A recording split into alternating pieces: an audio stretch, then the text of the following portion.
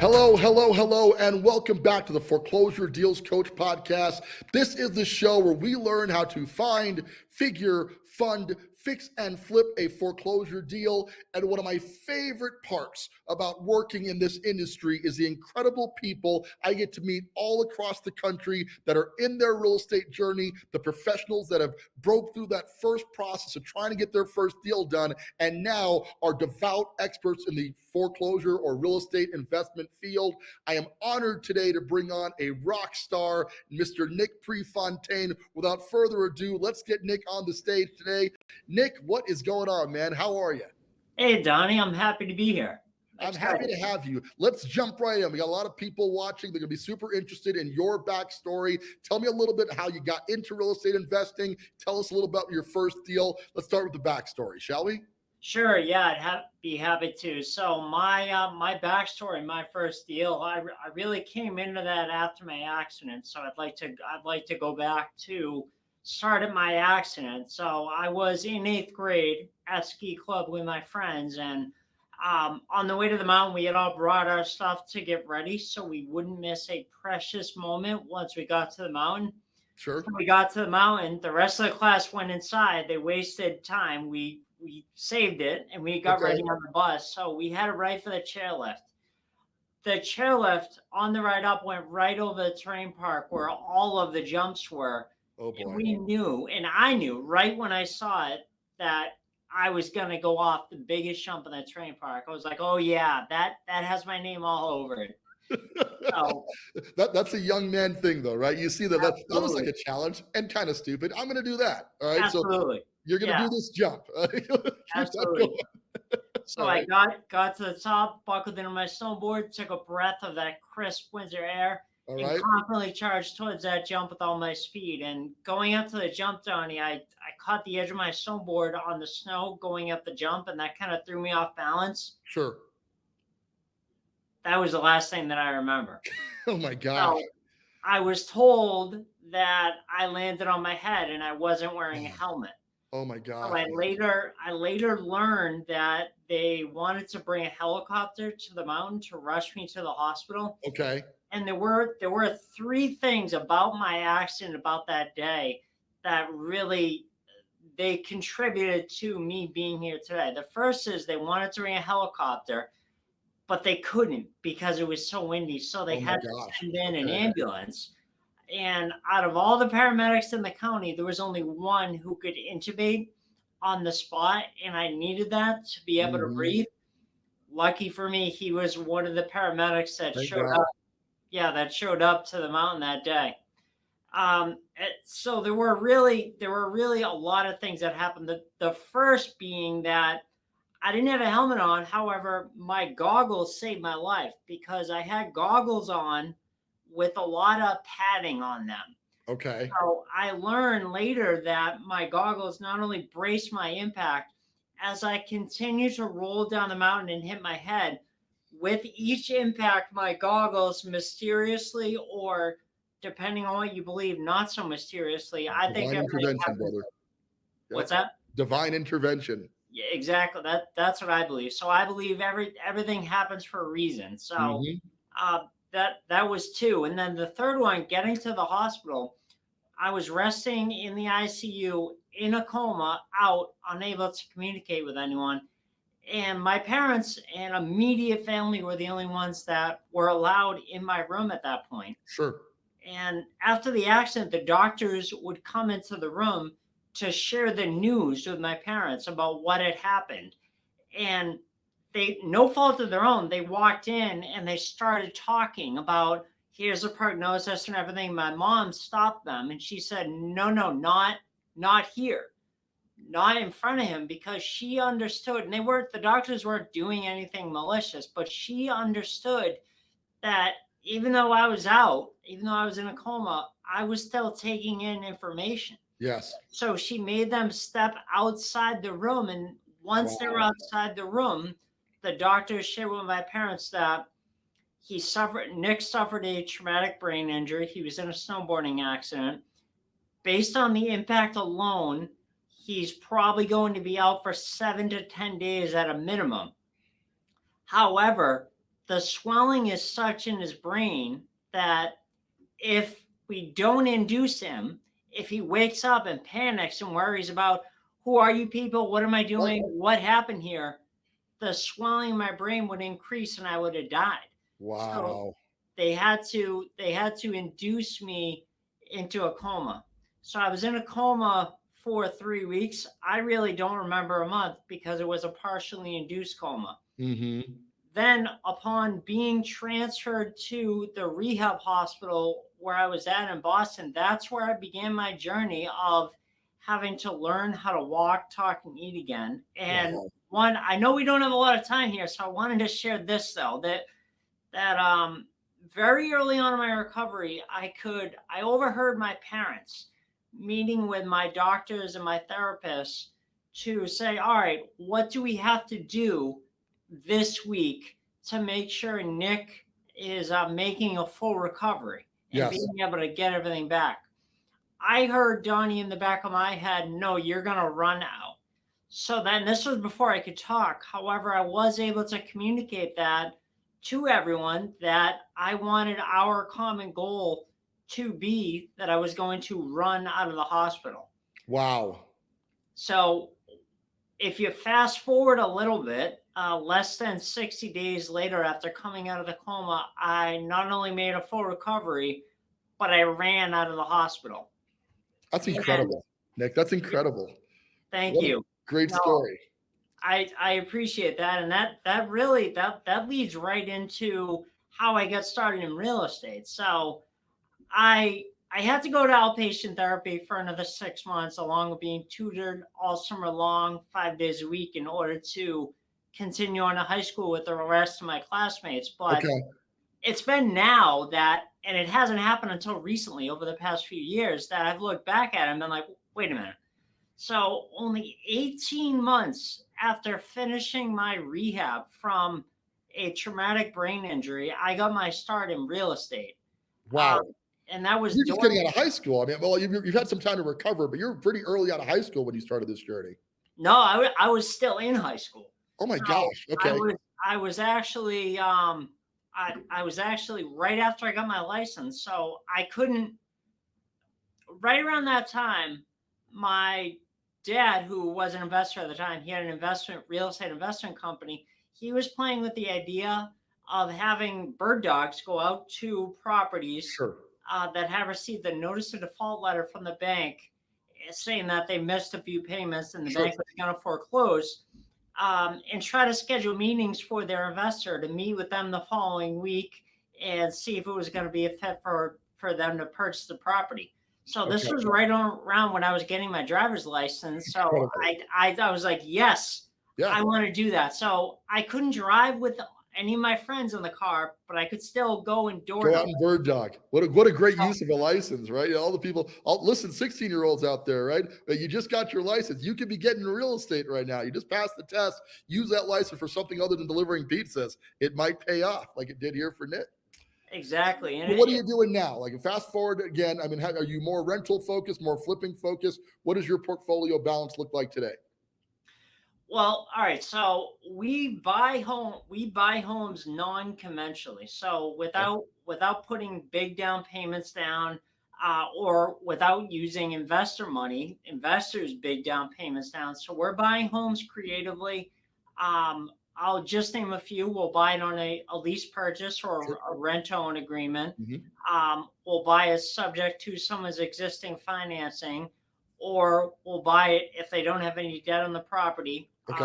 We'll buy it owner Terms. financing Sure. with principal only payments. However, and those are just a few. There's a mix between them, what we do per deal and everything. But however we're buying the home, we're always exiting and selling them through a rent to own, Okay. and that's where I kind of step in, and where I so my dad, after getting all these properties under agreement and buying all these properties creatively in 2013 and 14, kind of was running into a problem that he approached me. I was a realtor at the time, and he approached me and said, "Hey, Nick, I need help with marketing all these properties Okay. because I'm out on the road. I'm getting more properties. I can't, like, I don't have the time handle all the marketing. So can you do this? And I at first said no, but I eventually came around to the idea that I could do it right alongside my real estate, my realtor business. Absolutely.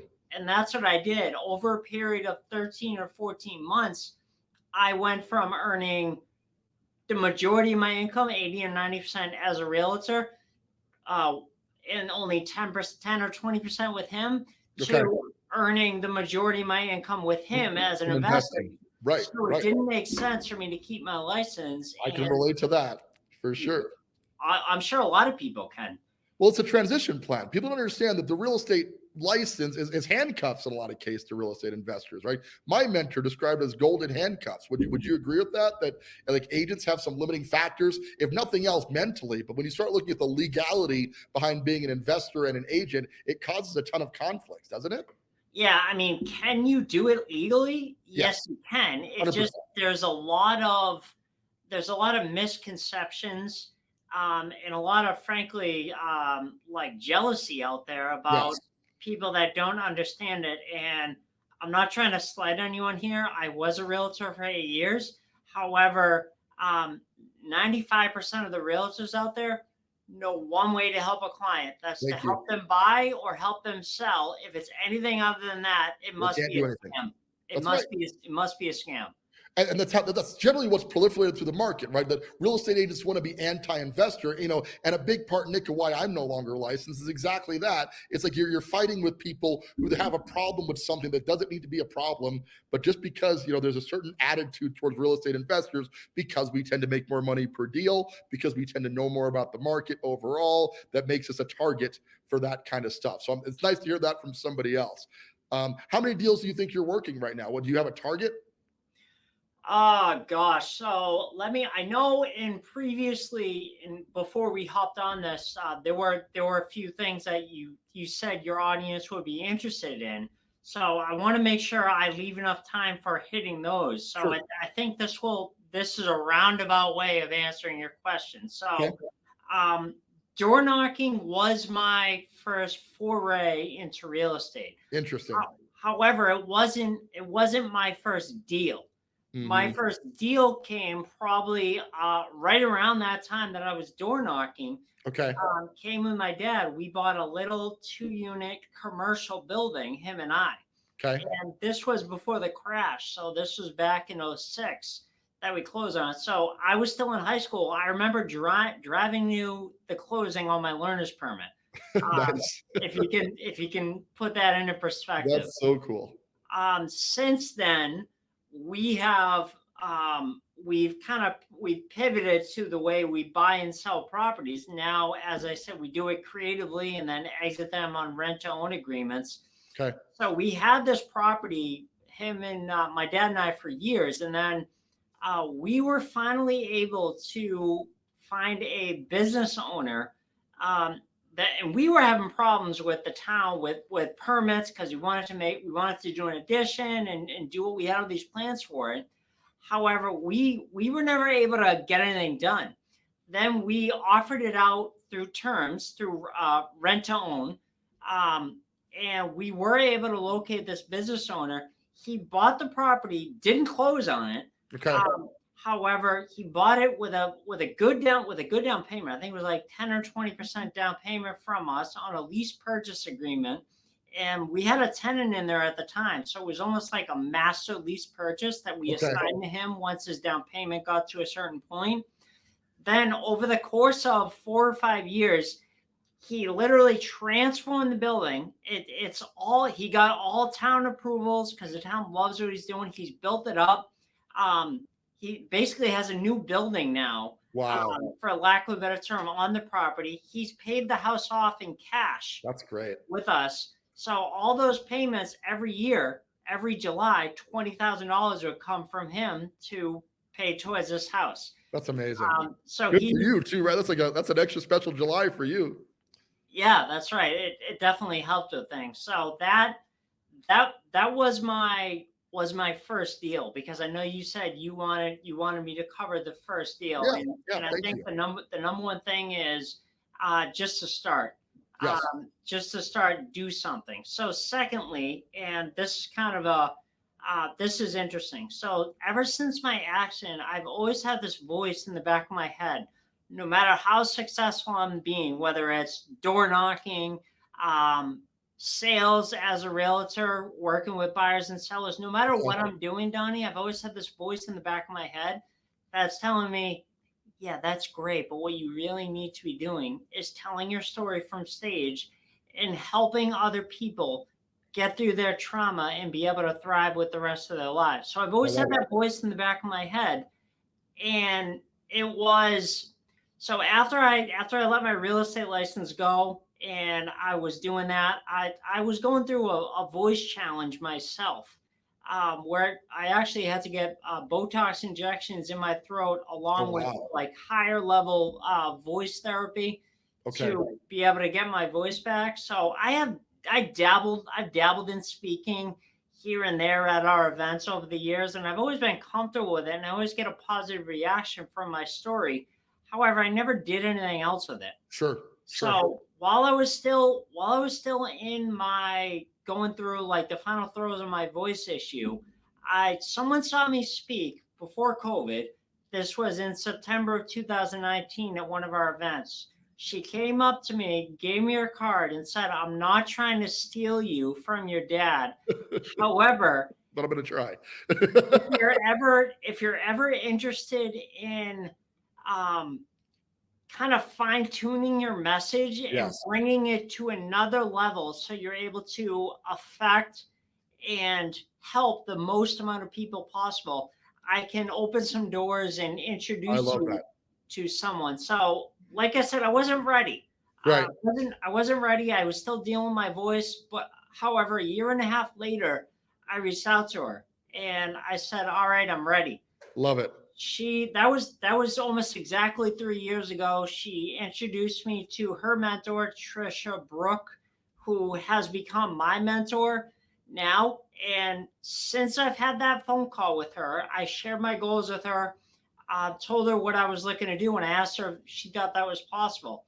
She said yes, and I said, "What do you recommend?" And she said, "The speaker salon." Okay.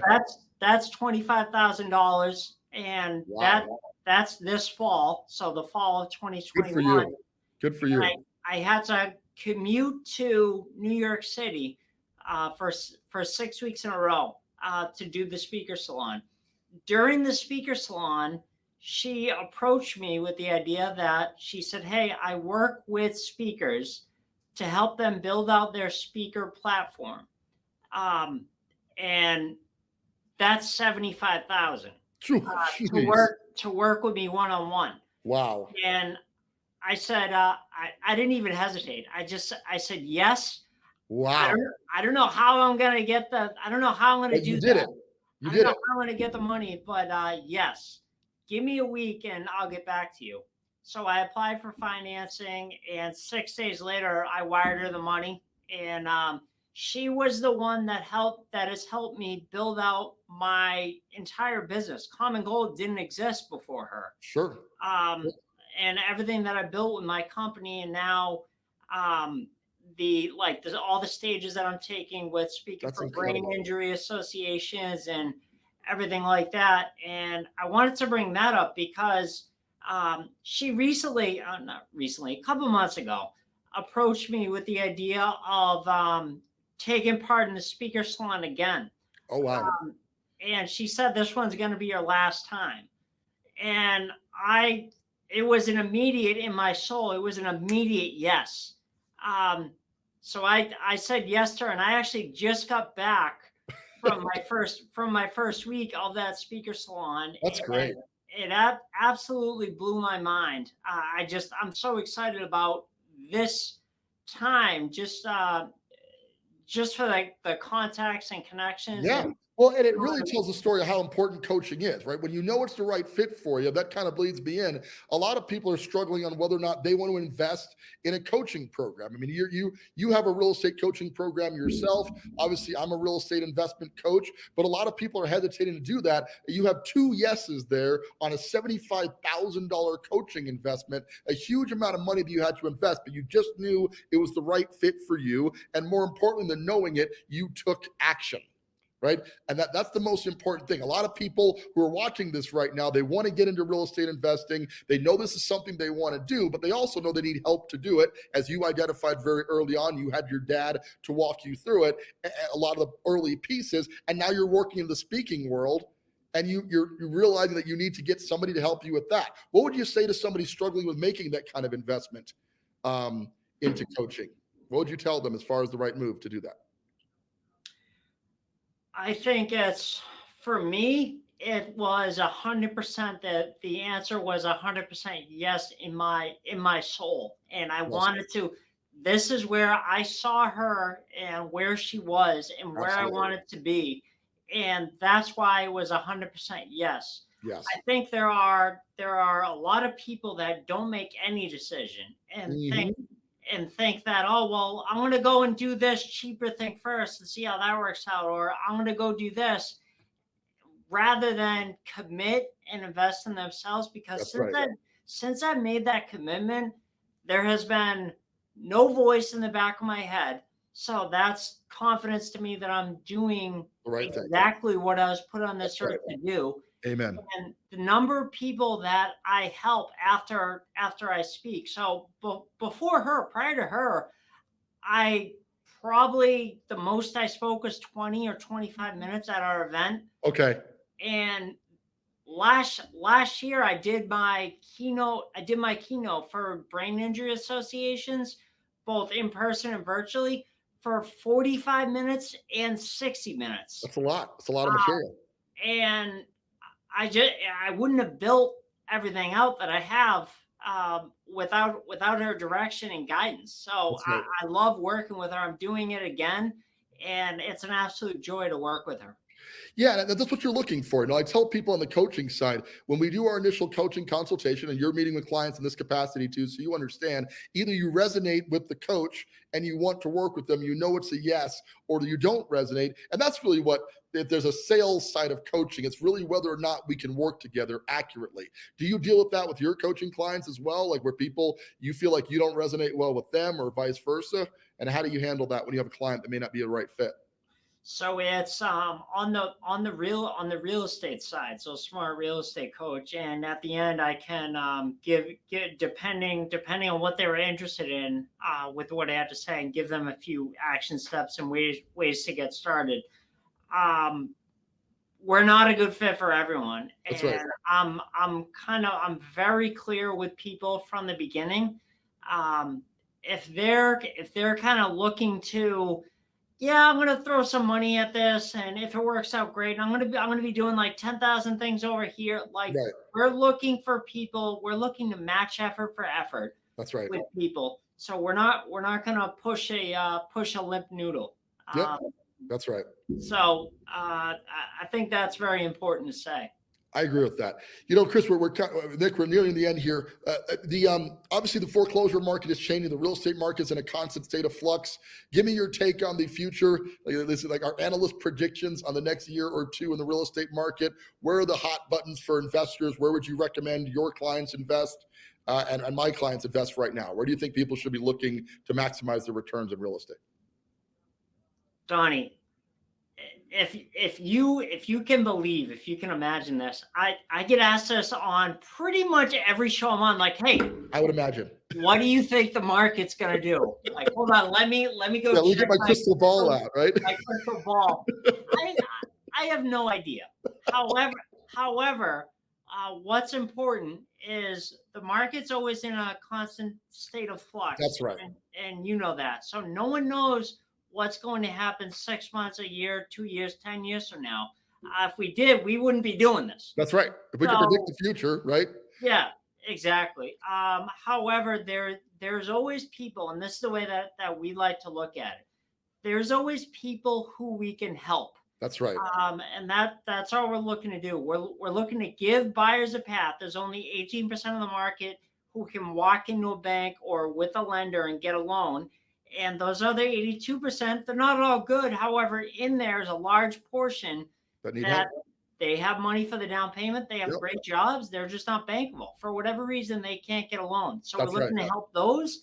And then there's people on the sell side of the selling end that they just a conventional deal just for estate planning reasons or any weird reason, deaths, divorces, things. Yes, It's just not realistic.